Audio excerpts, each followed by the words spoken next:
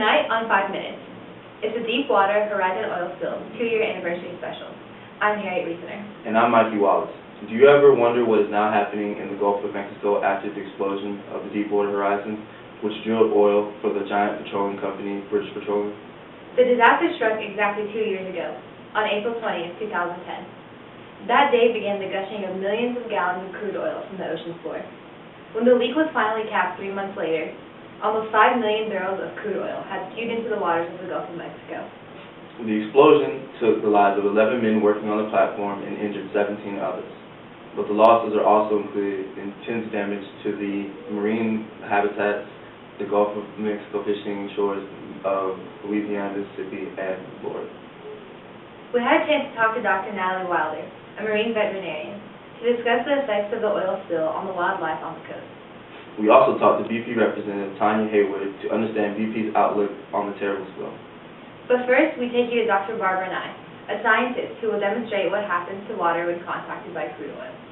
Hello, I'm Dr. Barbara Nye, and I'm here today to show you how you can make an at-home experiment to simulate an oil spill in the ocean.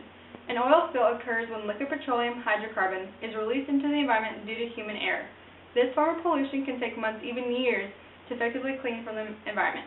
The effects can be devastating, especially to birds and amphibious life that's affected by oceanic spills. Birds that are exposed to the ravages of oil spill are prone to kidney damage, liver malfunction, dehydration, and metabolic imbalances. Unless human intervention is applied, most birds exposed to oil spills will die. There are some ways that they've tried to clean up oil spills. There are boats equipped with skimmers designed specifically for skimming oil from the water surfaces. Another example is burning off the oil, which in itself leads to other environmental concerns. And there are also sorbents that are used to soak up the oil. Today, I'm going to show you how to do an experiment to simulate the effects of oil spill on the ocean. All you need is a small weigh boat made of aluminum foil, a casserole dish half filled with water, some cotton puffs to soak up the oil, and any kind of vegetable oil that you can find in your house. I already filled up the casserole dish half full with water. And then this needs to be about the shape of your thumb and no bigger, otherwise it'll spill over. And you fill the canoe with cooking oil and place it on the top of the water in the baking dish. Now that I have filled up the weigh boat with the oil, I'm going to place the boat in the water. And it floats, just like an ocean liner would. Okay, in order to create the ocean spill, you're going to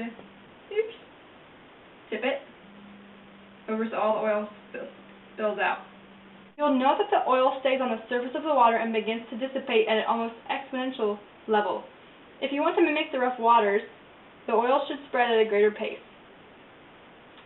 And what I'm going to do is I'm going to take cotton balls to see if I can get the oil up out of the water.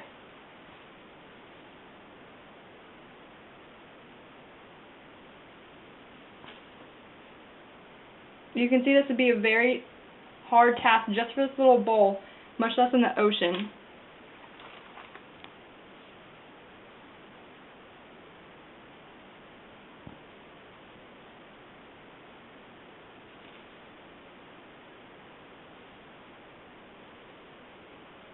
I've already had to use about 6 or so cotton balls and it's barely even done anything to the amount of oil.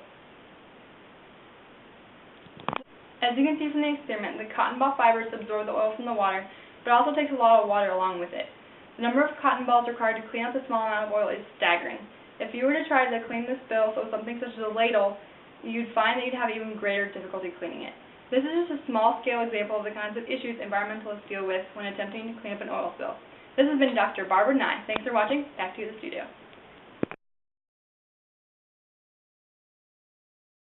Hello, Ms. Hayward. Thank you for being with us today. It's my pleasure to be here representing British Petroleum. Ms. Hayward, the Deepwater Horizon accident happened almost 2 years ago, but it's not been forgotten. What has BP done, and what is BP still doing to restore the environment to the Gulf? BP is committed to helping the Gulf Coast with continued recovery and restoration.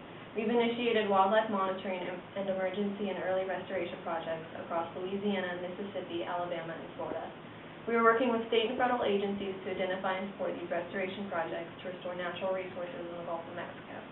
The oil spill not only affected the environment, but also affected the economy. BP is continuing to promote tourism along the Gulf Coast as part of its ongoing commitment to the region. In 2011, BP committed $92 million over a 3-year period to Alabama, Florida, Louisiana, and Mississippi to use to promote tourism.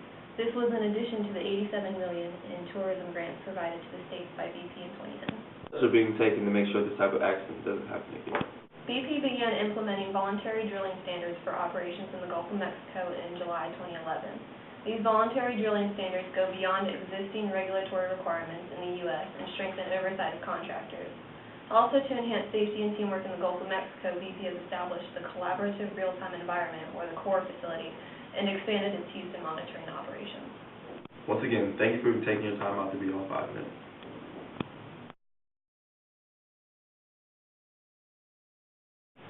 Next, we'll talk to Dr. Natalie Wilder, a Louisiana native marine veterinarian who relocated back to the state after the oil spill to help with the animal rescue and restoration in the Gulf. Welcome to the show, Dr. Wilder. Thank you, Harriet. It's nice to be here. Tell us a little bit about what is going on with the animals and which were affected in the 2010 spill. Well, Harriet, there were quite a few animals affected from the spill. A number of fish and invertebrates were impacted, and the normally thriving seafood industries were drastically affected because several species of shrimp, oysters, and crabs were harmed. Toxins in the oil can kill these species in a number of different physiological ways. What about marine mammals? Were some of these animals already listed as endangered? There are 21 species of marine mammals that live in the Gulf. 6 of these, all whales, are listed as endangered. Additionally, 4 species of endangered sea turtles are residents of the Gulf. Some species of concern also include nearshore and marsh birds like the brown pelican. Other than the toxins from the oil, how else were the animals affected? An environmental scientist could tell you more, but the oil in the environment for the animals caused habitat issues, altered migration patterns, food availability, and life cycles disrupted. Certain plants could die, which not only decreases food availability, but causes issues with soil erosion and disruption. What kind of restoration projects are currently underway? The National Oceanic and Atmospheric Administration has 2 restoration projects, the Grand Isle St. Bernard Shoreline Project and the Coastal Alabama Restoration Project. These will create bioengineered oyster reef and submerged breakwater reef to protect vulnerable shorelines and create new habitats for aquatic vegetation. Recently, there has been news about big dolphins in the Gulf. What can you tell us about this? That's correct. There have been a number of bottlenose dolphins in the Barataria Bay that show signs of severe decline in health. This bay in the northern part of the Gulf had severe and prolonged exposure to oil during the spill. Research on about 32 of the dolphins in the bay show signs of underweight, anemia, and symptoms of liver and lung disease. Compromised stress response, metabolism, and immune function are also evident in the dolphins. We will continue to monitor the dolphins through the NOAA Natural Resource Damage Assessment Program and hope that their status improves. Well, thank you for speaking with us today, Dr. Wilder, and good luck with the continued restoration and preservation efforts in the Gulf. We hope that our 2-year anniversary special has updated you on the current situation in the Gulf of Mexico after the largest oil spill in the history of the oil industry. If you're wondering what you can do to assist in the recovery, log on to www.gulfspillrestoration.noaa.gov to find contact information and volunteer opportunities. Thank you for watching tonight's special episode of 5 Minutes.